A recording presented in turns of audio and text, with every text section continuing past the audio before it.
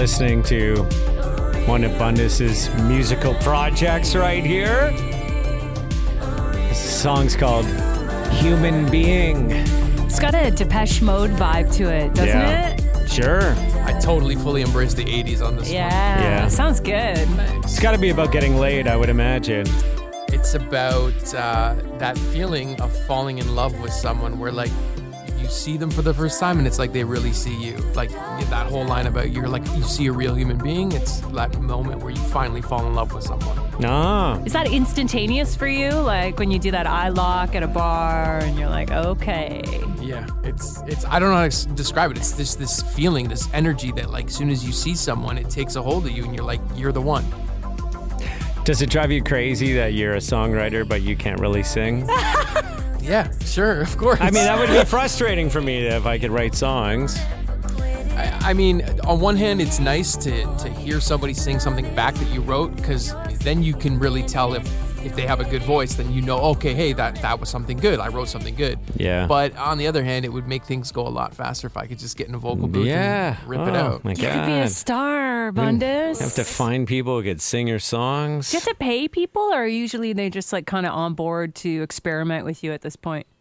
Sometimes I've paid people to. Others, depending on how, like, the clout that they have, how well established they are. If they have a record label, you might have to sign certain deals, or maybe they get songwriting credit. So it depends on every situation. I want to know more about, like, the percentage of songs you write. What the percentage would be that they're songs about getting laid.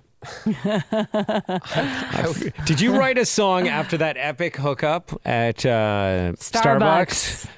We talked about it in one of our recent podcasts. It was like one of the most epic pickup stories ever. Well, it took an hour and 20 minutes from coffee to banging her. Coffee. You guys were having sex in her car. Her car, yes. In the back parking lot.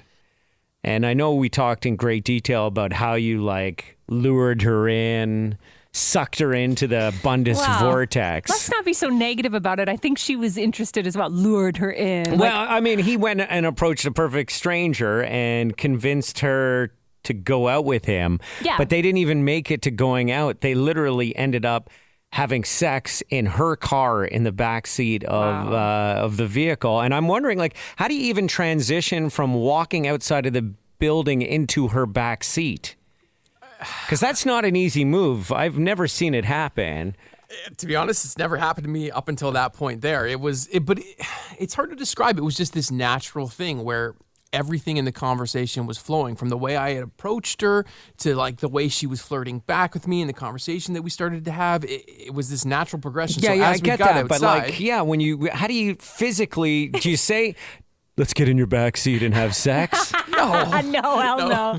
Yeah, I know. Well, exactly. So what's the move? Well, so we outside, we're going to our cars and we're talking about, okay, so we're going to meet at the bar. Yeah, I'll meet you there in about an hour. And we're discussing that plan.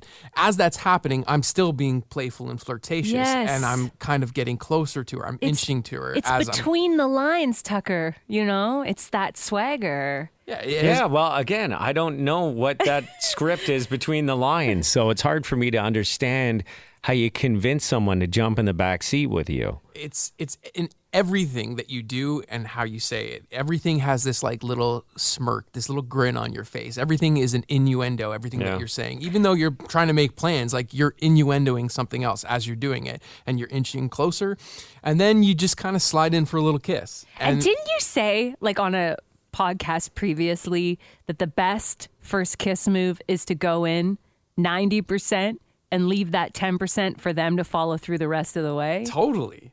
You know what I mean? Like, you go in and then you don't do the kiss and you make them follow through the rest of the way. Okay, again, we haven't established how he's got her in the back seat, Yeah, though. we're not there yet. Okay, so this is all like this. They're outside of the car You don't still. need to flirt with me with this story. I want to just, like, what's the move to get somebody in the back seat? Someone you just met. Okay, so while this was all happening, while we were talking, I heard her unlock her car. I saw the lights flash. I heard the doors, like, unlock. So I knew the car was open. And as we're talking, I'm kind of inching closer to her, and I go in for the kiss. Okay, but mid-conversation. is her car like my car where if you don't open a door within 30 seconds, it's going to lock again? Like all of a sudden, do you have a stopwatch that starts going, I got 30 seconds to transition? I did not think that too in depth with it. Okay, maybe she has a different locking mechanism. Already you're overthinking it. Yeah, okay. So the yeah. door, she's unlocked the car. You're going in for a kiss. I'm going in for the kiss. We start making out. She reciprocates. Hands start getting involved. It's getting a little heavier. And I just took my left hand and I reached for the car door and I opened it. And it was open, so I kind of pushed her into the seat. And we proceeded to work our way to the back and have sex, you know? Like, it wasn't like a plan. It wasn't like, oh, it just naturally happened. Like we started two animals who just Yeah. wanted to tear each other's clothes off. Yeah. Yeah, I kind of gave her like a shove up against the car, you know? Ooh. Yeah. I love the push up against a wall or something like that. Like I can't handle, I just got to push you against the wall. I love that move. I did that with my wife, actually. Yes. Yeah, when I first kissed her, it was sort of Yes. like around the corner that no one could Yes. see, and pushed her up against the wall and gave her a big smooch. You are capable of pulling a Bundas. You did it very Yeah. naturally with your now wife. Yeah, but I feel like I was learning those skills as I met my wife. Like I never got a chance to use them. Yeah. Yeah. It's like imagine you're Superman, right? Mm-hmm. But you live on Krypton still. It hasn't blown up or whatever happened to that planet. And then you're sent to Earth, but instead of like in the case of Superman where he was essentially a teenager, I'm like an 89-year-old man, and I get to Earth and I realize I'm Superman, and then I die like the next day. You don't get to Like that- fly. yeah, like I feel like all my skills that I, were learning along the way, I just mastered them, or at least had a handle of them the weekend I met my wife. Yeah. The weekend you met your wife? You I'm can telling you- pinpoint it to that? I'd actually gotten a phone number from another girl on the Friday late afternoon. We were doing this like St. Patrick's Day broadcast, and then we were hanging around the bar. So maybe like early evening, I was chatting with these girls, and I ended up getting one of the girls' phone numbers. Without asking for it? Well, because we were talking, it came to me because like she was talking about her apartment. I'm like, oh, I'm kind of looking for a new place. And she's like, oh, like here's my number. And if you, so like anyway, I felt like there was like something going on. Yeah. And then that night, I met my wife for the first time, like after midnight. And because you had another woman already attracted to you, I'm sure you were giving off like mad pheromones of just sexual Yeah. attraction. Yes. Which But nothing attracted your happened wife that night. even more. Nothing happened that night, but then I ended up going out with my wife and our common friend the next night, and we spent the night together, and that's when I kissed her. And you already have all this confidence because other women are passing Yeah. their phone number to you, so you're I know. feeling Well, confidence good. is key, and just as I got that confidence, I met my wife, and it was all over. I mean, it was great. Like, I ended up with a great all woman, but over. I mean, like, I have no experience with these kind of crazy hookups that Bundas Oh my God. has had experience Bundas. with.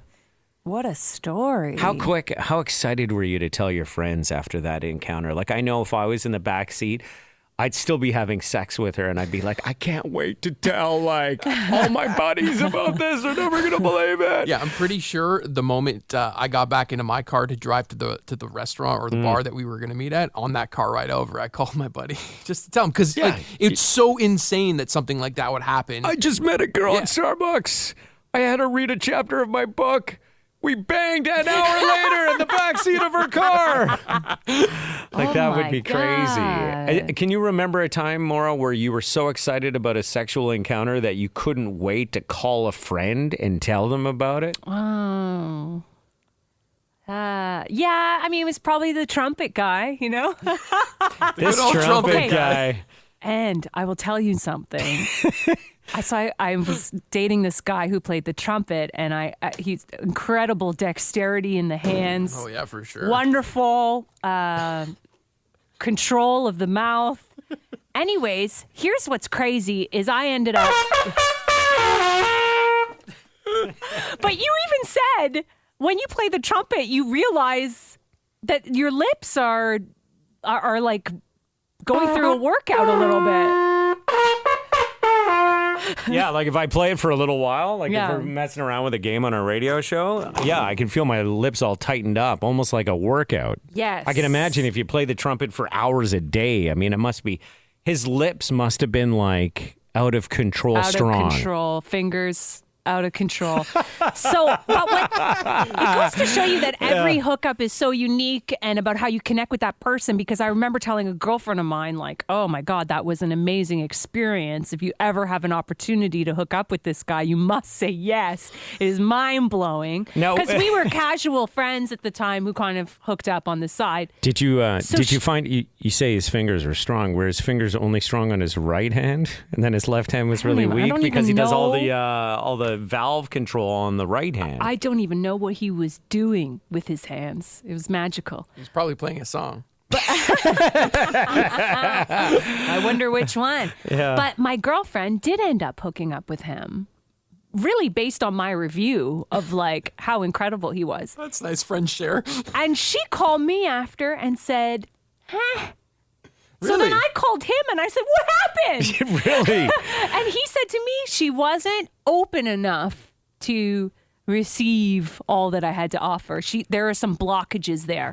I was like, okay, interesting. So, you could have had the same experience with Bundas' woman in the back of the car, and it just, sometimes it doesn't click, right? With different people attract different people. That's totally true. Like it's also the moment too. Like you may get along with this person really well on any other day, but that particular day where you happen to meet, you were in a bad mood. Something just like set you off. Yeah. Therefore, your vibe isn't right. Yeah. The other thing is, I'm not even good with like first hookups. I don't even like first hookups. Oh my God. Most of them suck. Oh my God. I can, more times than I remember, like the first thing that happens is, first of all, I'm so excited to be there usually because it's like, I'm a slow grow. So chances are it's someone I've been working on for a while. There's a build up. Yeah, there's a build up. And by the time like you end up in that situation, like my stomach starts cramping up and then all I want to do is fart or, and then I want to just remove myself from the situation because I end up like writhing in pain just from the buildup of like stomach gas. You and have stuff. irritable bowel too. Yeah, but it's not even that. It's like it's the nerves. It's a nerves thing. I mean, when I hooked up with my wife for the first time, like on our first real date, I wasn't at my best. No. Never at my best at the beginning. I feel like Bundas is at his best in that Do you ever have, environment. I mean, I've been there too, where I've had major gastrointestinal issues just because of nerves when you're hooking up with someone. Does that happen to you, Bundas?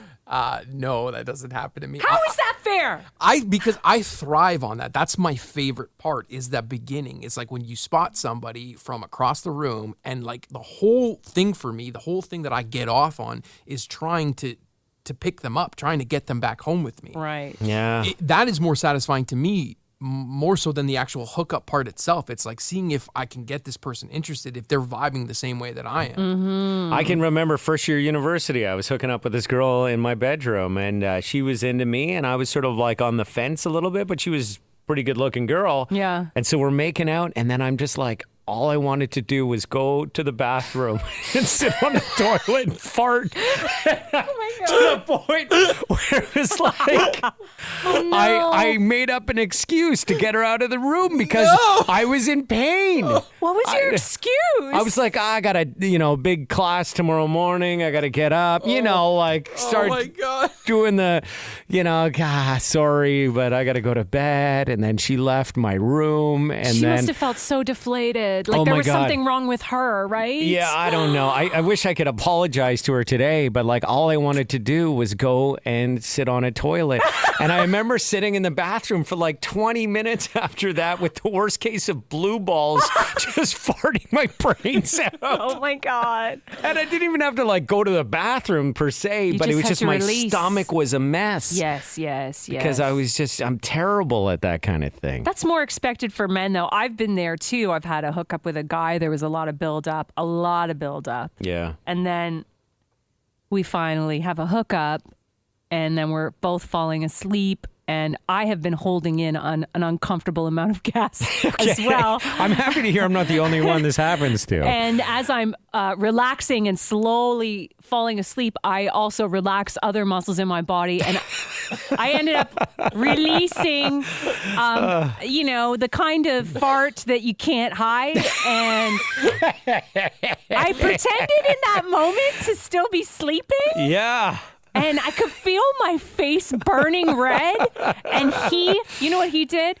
He went. I could hear him laughing. His body was like the bed was shaking a little. Yeah.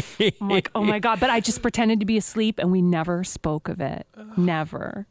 Oh. Did he know I was awake? Yes. I don't know. No, maybe not, because Oh my God. people definitely do that So when they embarrassed. sleep. When you reach that, yeah, but usually you're on the verge of sleep, right? Because it's like that this moment of relaxation. I should have just said, I'm sorry.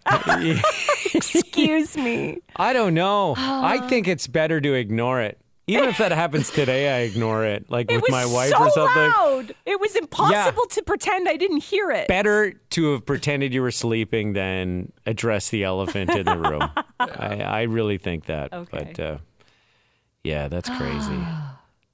I don't know. Is there a pill you can take? Like, Yeah, gas X. Yeah. Does You that know what? work? I don't think that Probably works. No, probably. Like I probably, if I would have known my body better then, Yeah. and known what kind of products are on the market, Yeah. I would have had a bottle of Tums, and I would have popped two before I was even in that situation. You know, people have their little pre-game rituals. Yes. Then part of my ritual would be like a couple of Tums. Yeah. Is that what you're doing, Bundas? Is that why you're like so calm and cool? Do you have a ritual? My ritual does not involve Tums. It involves probably masturbating twice. Masturbating twice? Twice. So that you got to spread it out though throughout the day. Like you got to get it in the morning and then in the afternoon. Okay. So Wow. that- so That's that- a lot of prep. I want that sexual energy to be there. You know, to do it twice. Okay, give it. So what else do you do? So it's twice I do that, and then I'll usually always take like some muscle relaxants before I go out on the date. One, What does that do? Relaxants. What does that do? So you're a bit sleepy? A little bit groggy? so I'm a bit like toned down. Everything is just more relaxed. Okay. Yeah, you're not going to pull your neck muscles Not or gonna pull anything my- like that. I'm not going to talk super fast. I'm not going to be like, oh my God. I'm just going to be super chill, get that low voice going, you know. Oh my God. So I'm not even getting a real version of Bundas when I go out on a date with him. It's somebody else. Yeah. And then if Hey, baby. That's great. Oh, I'm so tired, but you're so beautiful. I love you. You're so relaxed and you've masturbated twice. You're super chill. Oh, you want to have sex now? I might need another 2 hours. the muscle relaxants also help. So if you end up getting back, to the bedroom later that night, your muscles and your senses are a little dulled. So you're not going to pop off early again. Everything's happening in slow motion right now. Exactly.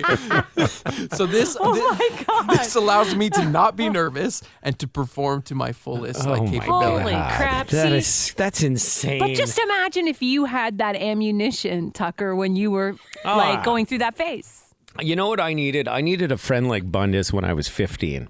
Or when did you learn your skill set? Like, when do you think you were well equipped with all the weapons that allowed you to be successful with women? I would say around 17, I started to figure it out, but nowhere near like a pro or anything like that. But I Right. started to Yeah. get it around 17. And then around my mid-20s, I think I really figured it Yeah. out. See, if you were a good friend of mine when I was 22, 23, I really could have used a lot of your help. Would you discuss these tactics with your friends though, or do you keep that stuff to yourself? My God, we had a war room every Friday night before we go out, like pre-war game A plan. war room. Yeah. What's a war room? Oh, I I ju- don't understand. That's where they keep the muscle relaxants. Muscle relaxants, Viagra, condom, booze. No, I just mean like Hey, are you guys all kicked in, ready to go? Yeah, me too. Let's do it. Yeah. I just Operation Girl Bagging. exactly. No, I just mean like war room in the sense of like prior to going out, we're all sitting there talking, or after the night out. But like strategy? You're Yeah, talking strategy. game? Oh, see that? I don't think I've ever even had a conversation with my buddies prior to going out about like game strategy. Yeah. Really? That is that is a completely different world. I did not live in that world. You never got like a text message from a girl and then you and your buddy sat there for like an hour analyzing on how you should respond back to it with like the perfect way? No, because we didn't have text messaging really. Like when I was super, text messaging was becoming a thing when I met my wife. You know, Too T9 and stuff. So I didn't have that world. Like the only way we picked up people was to meet them. You know? But wouldn't you send them a message on Facebook or like email? Send them a flirtatious email? No, that wasn't really like the whole online thing. Poke someone on Facebook? Oh my God, the pokes. So stupid. That was stupid. But nobody was getting laid from poking people on But Facebook, were they? You knew who was interested. No, if but they the point poked you. is that like Bundas and his buddies are talking about how they're going to score that Right. night. That was never on our, like, I'm sure we all would have been happy to score. Right. But that wasn't something we talked about. Yeah. Yeah, we have like a whole thing. Like there's 5 of us in the group, and each guy has a particular strong suit. You guys are like the super friends. Pretty much. You're like Marvel. You know, Yeah, some yeah. people are good at, picking up in a bar. Some people are good on the phone. I don't know. What was your strength? My strength was I was just good at talking. Like I was good at being the balance to everybody else. Like Brendan is the guy that always starts a conversation. Doesn't matter where you are or who's in the room, he can start a conversation with anybody. So he's front line. He's frontline. He goes in first. He brings them in, and then once they're in there, they start laughing. You can. I play me. Like I'm me. Like I'm Professor Bundas. So I always have this different, deeper. Oh, he's so brooding and Right. mysterious. So I play that angle. So you played a strong silent type in the back. Oh, what's he about? Yes. Yeah. And who is the funny friend? Maddie. Maddie would be the funny one. See, I'd fall Okay. for that guy. I always fall for the clown. Yeah, that would be Maddie. And did Maddie, was he more successful than you guys? Generally? Everybody was successful, to be honest with you. I like the goofball on the dance floor. You know, the guy who's having fun on the dance floor. And That's Mike then. Oh, Mike. That's I'm Mike. in. See, they got one Man. for every. And Mike has the category. eyes too. Mike would just look at girls. He's got these big, beautiful blue eyes, and every girl that I've ever met, it drives me crazy. Oh my God, Mike, your eyes! It drives me crazy. Everyone loves his eyes. Yeah, it must be hard not being the hottest one. I in know, the room, right? When you're used to being hot. Wow. Okay, muscle relaxants, masturbate a couple times. Oh boy. And also, I do think there's something to be said about that art of playing hard to get. I remember being really into this guy in university, and he didn't seem to reciprocate, even though we had like a couple of moments, a couple of passionate kisses.